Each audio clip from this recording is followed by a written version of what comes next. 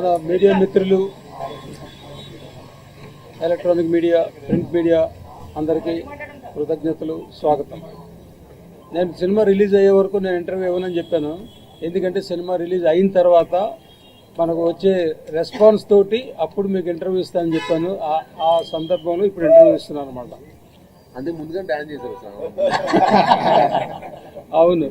So ముందంటే మరి ఏదో చెప్తాం, ప్రేక్షకులు మనకి సహాయం చేయాలి, సక్సెస్ చేయాలి అంటాం.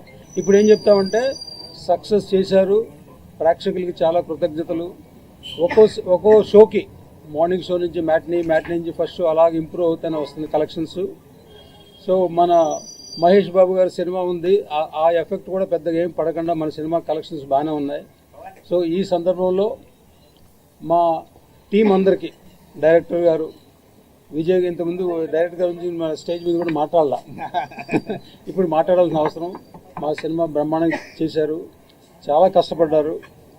మేము ఒక 6-7 months ట్రావెల్లో ఒక ఫ్యామిలీ లాగా మేము బిహేవ్ చేసాం అనమాట. ఒకళ్ళని అనుకుంటాం కానీ తర్వాత అలాంటి విషయాలు ఏం లేవు. తర్వాత ముగ్గురు హీరోలు వాళ్ళు బ్రదర్స్ లాగా ఉండి చాలా కోఆపరేషన్ ఇచ్చారు మాకు.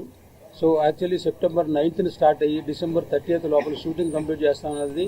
ఈ 91 days షూటింగ్ చేస్తుంది, నాట్ ఏ జోక్. దీనికి అందరూ మా టీంలో ప్రతి డిపార్ట్మెంట్ 24 క్రాఫ్ట్స్లో అందరూ సహకరిస్తాం వల్లనే జరిగింది. సో వాళ్ళందరికీ నేను ఈ సందర్భంగా చాలా థ్యాంక్స్ చెప్తున్నాను.